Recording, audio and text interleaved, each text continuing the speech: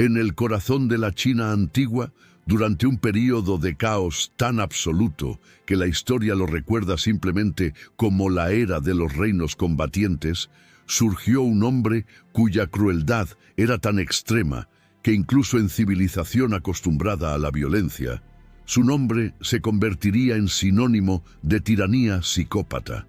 No era un bárbaro de las estepas, ni un señor de la guerra ignorante, sino un hombre educado, brillante incluso, que transformaría su pequeño estado de Qin desde reino marginal en las montañas occidentales hasta imperio que dominaría toda China por primera vez en la historia. Su nombre era Jin Sheng, pero la historia lo conocería por el título que inventó para sí mismo, Qin Shi Huang, el primer emperador de China, un hombre que unificaría un continente bajo su voluntad de hierro mediante combinación de genio estratégico y brutalidad que haría palidecer a los tiranos romanos. Pero antes de convertirse en emperador, antes de construir la Gran Muralla o el ejército de terracota, Jin Sheng era príncipe traumatizado cuya infancia enseñaría lecciones oscuras sobre poder, traición y la necesidad de inspirar terror absoluto en aquellos que gobernaría. Esta no es historia de unificación gloriosa que los libros escolares chinos celebran, sino crónica de cómo un hombre implementó sistema de terror tan completo que hervir enemigos vivos en calderos gigantes era apenas uno de muchos métodos que emplearía para mantener poder absoluto sobre el imperio más grande de su tiempo. Para entender la crueldad de Qin Shi Huang, debemos primero comprender el mundo brutal en el que nació. La China del siglo III a.C. estaba fragmentada en 7 reinos principales que habían estado en guerra casi constante durante más de 200 años. La era de los reinos combatientes era periodo de violencia total, donde ciudades enteras eran masacradas, donde ejércitos de cientos de miles se enfrentaban en batallas que dejaban campos cubiertos de cadáveres pudriéndose, donde traición y asesinato político eran herramientas cotidianas de diplomacia. El estado de Qin, ubicado en las montañas occidentales de China moderna, era considerado semibárbaro por los estados orientales más culturalmente refinados, su gente vista como guerreros brutales sin la sofisticación de civilizaciones del Río Amarillo. Pero esta misma reputación de brutalidad se convertiría en ventaja estratégica. Los ejércitos Qin eran temidos por su disciplina férrea, su disposición a ejecutar órdenes sin cuestionamiento, su capacidad de infligir y soportar violencia extrema. Jin Sheng nació en 259 a.C., no en Qin, sino en Handan, capital del estado enemigo de Zhao, donde su padre, Si Chu, vivía como rehén político, garantizando tratado entre los dos estados. Su infancia fue marcada por humillación constante. Como hijo de rehén en estado enemigo, era blanco de burlas y ocasionalmente violencia de otros niños, criado en ambiente donde su vida dependía de equilibrios políticos frágiles que podían romperse en cualquier momento. Cuando tenía 9 años, las relaciones entre Qin y Zhao se deterioraron precipitadamente y la vida de Si Chu y su familia estaba en peligro inmediato de ejecución, como era costumbre cuando tratados colapsaban. Solo mediante soborno masivo y ayuda de mercader rico llamado Lu Buwei, quien tenía planes propios, Si Chu logró escapar de Handan y regresar a Qin, dejando temporalmente a su esposa e hijo en territorio enemigo. El joven Jin Sheng pasó meses viviendo con el conocimiento de que podía ser ejecutado en cualquier momento como venganza por el escape de su padre, experiencia traumática que enseñaría lecciones sobre vulnerabilidad y necesidad de poder absoluto. Eventualmente fue rescatado y reunido con su padre, pero los meses de terror habían dejado marca permanente. Desarrolló paranoia profunda sobre traición, obsesión con control total y convicción de que misericordia era debilidad fatal. Cuando Sichu se convirtió en rey de Qin en 250 a.C., Jing Sheng fue establecido como príncipe heredero, pero su padre murió apenas 3 años después, dejando trono a niño de 13 años. Un rey niño normalmente sería vulnerable a regentes ambiciosos, pero Jing Sheng tenía protector formidable en Lu Buwei, el mercader que había ayudado a su padre y que ahora servía como primer ministro con poder tremendo. Lu Buwei era figura fascinante. No era noble, sino comerciante que había usado su fortuna para comprar influencia política, eventualmente maniobrado hasta convertirse en poder detrás del trono de Qin. Durante los primeros años del reinado de Jing Sheng, Lu Buwei gobernaba efectivamente Qin, el joven rey aprendiendo arte de gobierno, observando cómo su mentor manipulaba nobles, aplastaba oposición, expandía poder de Qin mediante combinación de diplomacia y fuerza militar. Pero a medida que Jing Sheng maduraba, comenzó a resentir la dominación de Lu Buwei, particularmente cuando descubrió escándalo que manchaba su propio linaje. Había rumores, posiblemente verdaderos, de que Lu Buwei había sido amante de su madre antes de que ella se casara con Sichu. Estos rumores sugerían que Jing Sheng podría ser hijo biológico de Lu Buwei más que de Sichu, cuestionamiento de legitimidad que era peligroso en cultura obsesionada con linaje apropiado. La relación entre el joven rey y su mentor se volvió cada vez más tensa, particularmente cuando en 238 a.C. se descubrió que la reina madre había estado teniendo affair con otro hombre, Lao Ai, quien había conspirado para derrocar a Jing Sheng.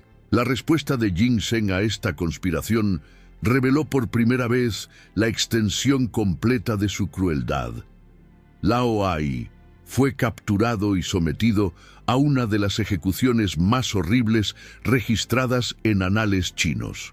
Fue atado a 5 carros tirados por caballos, cada extremidad, y su cabeza atados a carro separado.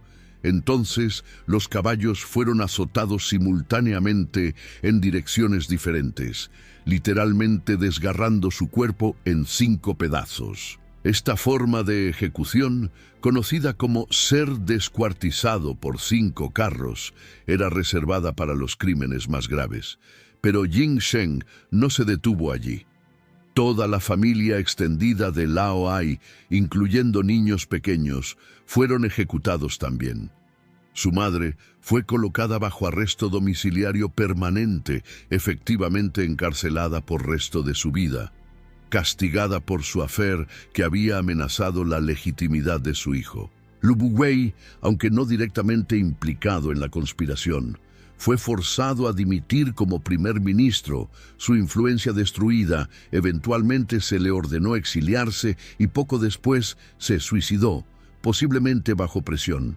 Con 22 años, Jing Sheng finalmente gobernaba Qin sin intermediarios, libre de regentes y mentores, y comenzaría campaña de 20 años para conquistar los otros 6 reinos y unificar China bajo su dominio absoluto.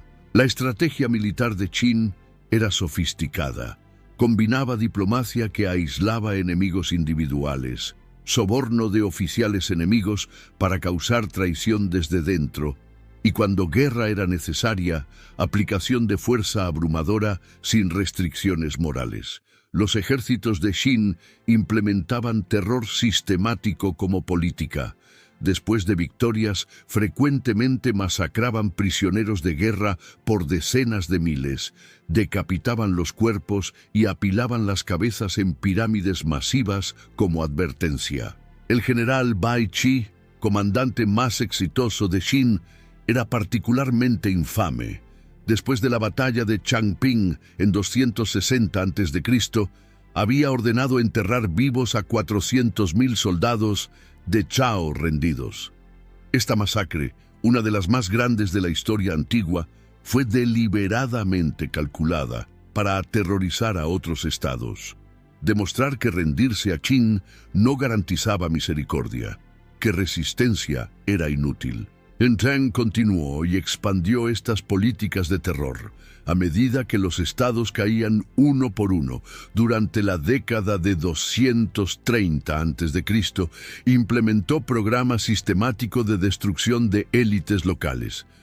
Nobles de estados conquistados eran frecuentemente ejecutados en masa, sus familias exterminadas hasta la tercera generación para prevenir cualquier línea de sucesión que pudiera desafiar autoridad Qin. Las bibliotecas de estados conquistados eran confiscadas o quemadas, particularmente textos filosóficos que promovían ideas de gobierno benevolente o limitaciones en poder real, cualquier cosa que pudiera inspirar resistencia. Pero fue después de la conquista final, en 221 a.C., cuando Jing Sheng se proclamó Qin Shi Huang, primer emperador, que su crueldad alcanzaría niveles sin precedentes, incluso para época brutal. El título mismo que inventó Huangdi o emperador combinaba caracteres que previamente se habían usado solo para deidades y legendarios gobernantes míticos, declarando efectivamente que era más que rey ordinario, era semidios. Implementó programas de estandarización masiva diseñado para destruir identidades regionales y crear cultura imperial uniforme. Estandarizó escritura, pesos y medidas, ancho de ejes de carretas, leyes, todo impuesto desde centro. Pero la resistencia a esta uniformización forzada era inevitable. Intelectuales confucianos, particularmente, criticaban las políticas del emperador, argumentando que violaban tradiciones antiguas, que el gobierno debía basarse en virtud más que en terror. En 213 a.C., Qin Shi Huang ordenó uno de los actos de destrucción cultural más infames de la historia, la quema de libros, donde todos los textos, excepto aquellos sobre agricultura, medicina y adivinación, debían ser entregados para destrucción. Los clásicos confucianos, textos históricos de otros estados, poesía, filosofía, todo fue quemado en hogueras masivas a través del imperio, intento de borrar el pasado intelectual de China y comenzar la historia nuevamente desde cero imperial. Pero la quema de libros fue solo preludio. Al año siguiente, cuando intelectuales continuaron criticando, Qin Shi Huang ordenó lo que se conocería como el entierro de los eruditos. 460 eruditos confucianos fueron arrestados, llevados a la capital Xianyang y, según los registros históricos, enterrados vivos en una fosa masiva como castigo por su oposición intelectual.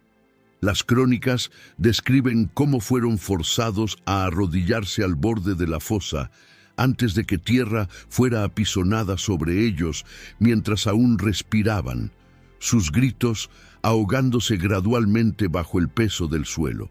Esta atrocidad fue diseñada no solo para eliminar críticos específicos, sino para aterrorizar a toda clase intelectual, demostrar que incluso el pensamiento disidente era crimen capital, que nadie estaba a salvo de la paranoia imperial. Pero el método de ejecución, que se convertiría en la firma más infamous de Qin Shi Huang, el que lo distinguiría incluso entre tiranos de época brutal, era el hervido vivo en calderos gigantes. Este método de ejecución había existido en China durante siglos, mencionado en textos antiguos como castigo para crímenes particularmente graves. Pero Qin Shi Huang lo industrializó, convirtiéndolo de rareza ocasional en herramienta regular de terror estatal.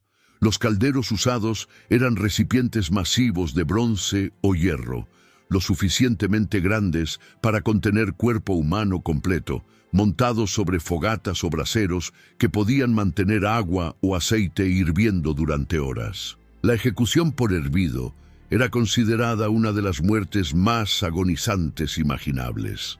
La víctima era desnudada y luego bajada lentamente al líquido hirviente, típicamente pies primero para maximizar el sufrimiento y la duración. El dolor de la inmersión en agua o aceite a temperaturas de 100 grados Celsius o más es literalmente indescriptible. Cada terminación nerviosa en la piel grita simultáneamente, el cerebro abrumado por señales de dolor más allá de su capacidad de procesar. La piel se pela instantáneamente al contacto. Se forman ampollas masivas que revientan. La carne literalmente se cocina mientras la víctima aún está consciente. Los gritos tan intensos que frecuentemente reventaban cuerdas vocales. La muerte no era instantánea, sino que tomaba minutos de agonía mientras órganos internos gradualmente fallaban por el calor extremo. La víctima frecuentemente perdiendo conciencia por shock antes de que finalmente el corazón se detuviera. Qin Shi Huang ordenaba este método de ejecución para categorías específicas de crímenes: traición contra el Estado, conspiración contra el emperador, espionaje para estados extranjeros, corrupción masiva de oficiales, pero también lo usaba caprichosamente cuando estaba particularmente enfurecido. Oficiales que entregaban malas noticias podían encontrarse hervidos si el emperador decidía que eran responsables de los problemas que reportaban. Los calderos eran ubicados en áreas públicas de la capital para que ejecuciones pudieran ser presenciadas por multitudes, el terror visual y los gritos de las víctimas sirviendo como advertencia viviente a cualquiera que considerara desobedecer. Según las crónicas de Sima Qian, el gran historiador chino que escribió generación después de Qin Shi Huang, el emperador ordenó construcción de calderos específicamente diseñados para ejecuciones, más grandes y más eficientes que versiones previas. Estos calderos ejecutorios se convirtieron en símbolos del reinado de Qin Shi Huang, tan asociados con su gobierno que mencionar los calderos del emperador era suficiente para inspirar terror. Las víctimas de este método incluían no solo criminales comunes, sino nobles caídos, generales que habían perdido batallas, burócratas acusados de malversación, cualquiera que atrajera ira imperial. La familia extendida de las víctimas frecuentemente era forzada a presenciar la ejecución, parte del castigo siendo obligarlos a observar el sufrimiento de su pariente, sabiendo que ellos mismos podrían ser siguientes si mostraban emoción inapropiada. Algunos relatos sugieren que Qin Shi Huang ocasionalmente presenciaba personalmente las ejecuciones más importantes, observando desde plataforma elevada mientras sus enemigos servían, su expresión reportadamente impasible sin importar la intensidad de los gritos. Esta crueldad no era sadismo impulsivo, sino terror calculado. Qin Shi Huang entendía que mantener control sobre imperio masivo de millones requería que población viviera en miedo constante de consecuencias de desobediencia. Cada ejecución horrible era lección pública en costo de resistencia. Cada método nuevo de tortura era mensaje de que el poder imperial no tenía límites, que ningún sufrimiento era demasiado extremo para castigar deslealtad. Pero el terror no se limitaba a ejecuciones. Qin Shi Huang implementó sistema de responsabilidad colectiva, donde grupos de 5 o 10 familias eran mutuamente responsables del comportamiento de cada miembro. Si un individuo cometía crimen, todo el grupo podía ser castigado, incentivando vigilancia mutua constante donde vecinos espiaban vecinos, donde familias monitoreaban cada movimiento de cada miembro por miedo a castigo colectivo. El sistema legal de Qin era notoriamente dracónico. Había literalmente docenas de ofensas capitales, desde crímenes obvios como asesinato y traición, hasta infracciones menores como llegar tarde a servicio de trabajo forzado. Los castigos eran aplicados con consistencia burocrática. Oficiales llevaban registros meticulosos de ejecuciones, métodos usados, tiempo que tomaban, creando archivo macabro de terror estatal. Qin Shi Huang también era profundamente paranoico sobre su propia seguridad.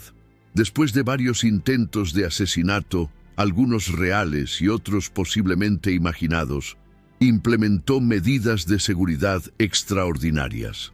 Su palacio en Xianyang era complejo masivo, con cientos de habitaciones idénticas, dormía en habitación diferente cada noche, sin patrón predecible, comunicándose con oficiales a través de intermediarios para mantener ubicación secreta. Cualquiera que revelara dónde había dormido el emperador en noche particular era ejecutado inmediatamente junto con su familia, asegurando que información sobre movimientos imperiales permaneciera completamente confidencial. Construyó túneles secretos, conectando diferentes secciones del palacio. Tenía dobles que ocasionalmente aparecían en público para confundir potenciales asesinos. Vivía en estado de paranoia constante, incluso cuando dormía. Esta paranoia se intensificó a medida que envejecía. Consultaba constantemente con alquimistas y magos buscando elixir de inmortalidad, consumiendo mercurio creyendo que lo haría vivir para siempre, envenenándose gradualmente. Los síntomas de envenenamiento por mercurio incluyen paranoia incrementada, cambios de humor erráticos, irritabilidad extrema, posiblemente explicando por qué su crueldad se intensificó en años finales. Ordenó construcción de su tumba cuando tenía relativamente joven, proyecto masivo que requirió trabajo de 700.000 personas durante décadas, muchos de ellos prisioneros trabajando bajo condiciones que mataban miles. La tumba era diseñada como réplica subterránea completa de su imperio, con ríos de mercurio representando ríos reales, techo pintado como cielo nocturno, ejército de terracota de 8.000 soldados de tamaño natural para protegerlo en vida después de la muerte. Pero incluso preparando su propia tumba, Qin Shi Huang planeaba terror final. Todos los trabajadores que conocían ubicación exacta de la cámara funeraria serían sellados vivos dentro cuando él muriera, asegurando que secretos permanecieran enterrados. Las concubinas que no habían tenido hijos también serían enterradas vivas con él, práctica brutal diseñada para proporcionar compañía en vida después de la muerte, pero también eliminar testigos de secretos imperiales. En 210 a.C., durante gira de inspección por las provincias orientales de su imperio, Qin Shi Huang enfermó gravemente, probablemente por los efectos acumulativos de envenenamiento por mercurio. Murió en su carruaje en viaje de regreso a la capital, su muerte mantenida secreta inicialmente por primer ministro Li Si y el eunuco Xiao Gao, que conspiraron para controlar la sucesión. Transportaron su cuerpo de regreso a Xianyang en carruaje sellado, colocando pescado podrido en otros carruajes para enmascarar el olor de descomposición, manteniendo la farsa de que el emperador aún vivía.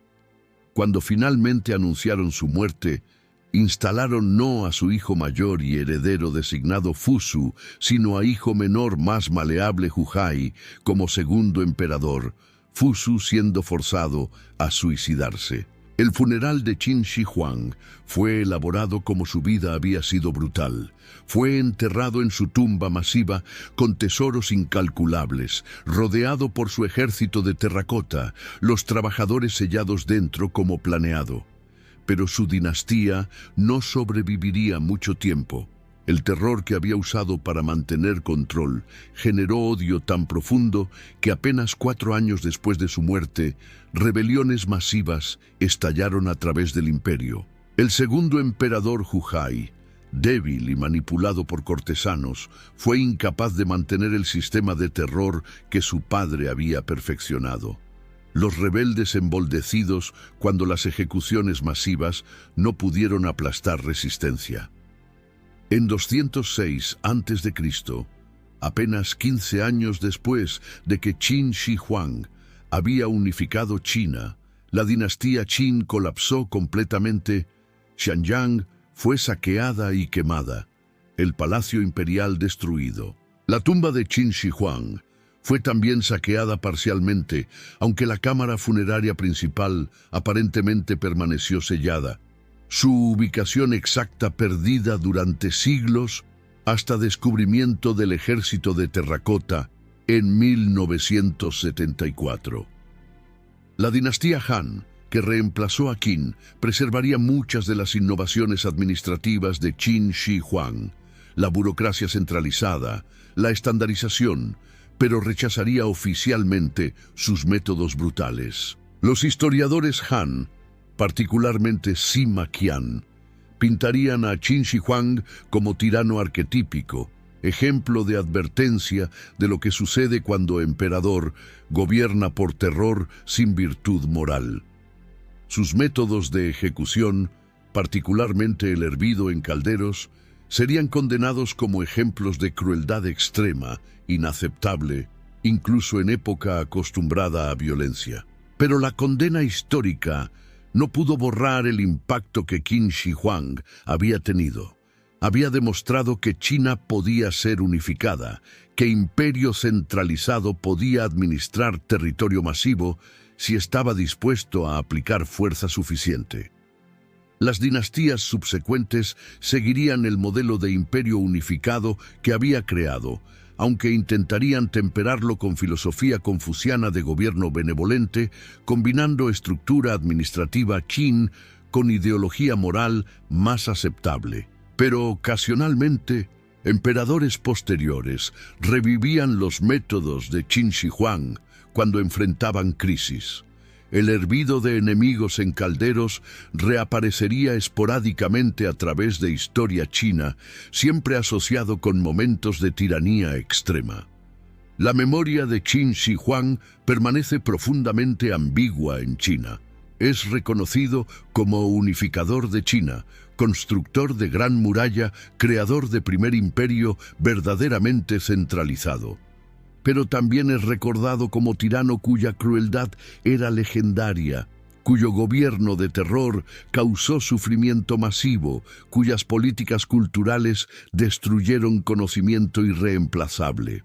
El descubrimiento de su tumba y el ejército de terracota en 1974 reavivó interés en su legado, transformándolo en atracción turística mientras simultáneamente recordaba su megalomanía. Estudios arqueológicos de la tumba han revelado escala verdaderamente masiva del complejo funerario.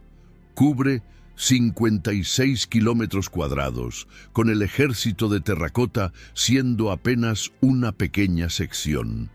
La cámara funeraria principal permanece sin excavar oficialmente, parcialmente por respeto, pero también por preocupaciones de que los niveles de mercurio dentro puedan ser tan altos que hacen exploración peligrosa.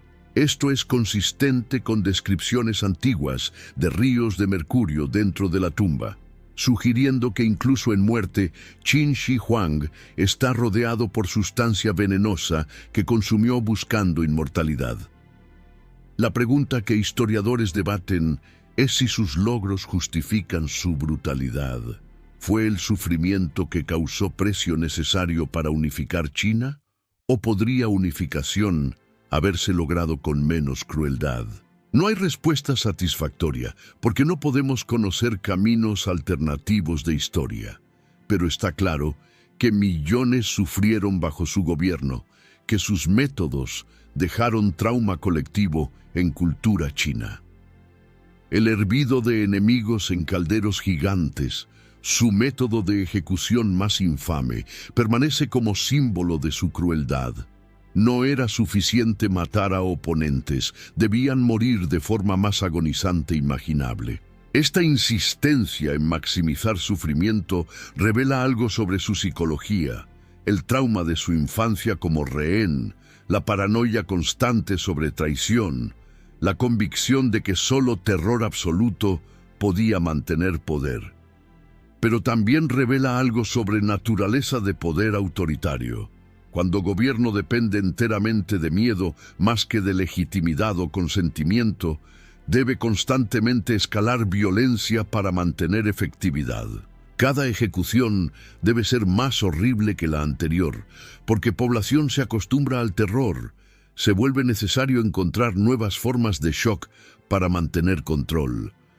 Este es el legado final de Qin Shi Huang. Demostró que imperio masivo podía construirse sobre terror puro, pero también demostró que tal imperio era fundamentalmente inestable, que colapsaría tan pronto como el terror aflojara. Los calderos donde hirvió a sus enemigos han desaparecido hace mucho, fundidos para otros propósitos o corroídos por milenios, pero la memoria de lo que representaban permanece. Son recordatorio de que incluso los más grandes logros de civilización pueden construirse sobre sufrimiento indescriptible, que el progreso histórico frecuentemente tiene costo humano, que tendemos a olvidar cuando admiramos monumentos y artefactos que sobreviven. El ejército de terracota que millones visitan cada año fue construido por trabajadores forzados, muchos de quienes murieron en su construcción. Luego fueron sellados vivos en la tumba. La Gran Muralla, que simboliza China, fue construida con trabajo forzado de millones, con estimaciones de que cientos de miles murieron durante su construcción, sus huesos literalmente mezclados en sus cimientos. La unificación de China, que hizo posible desarrollo de civilización continua durante más de 2000 años, fue lograda mediante genocidio de élites conquistadas, destrucción de culturas regionales, imposición de uniformidad por terror.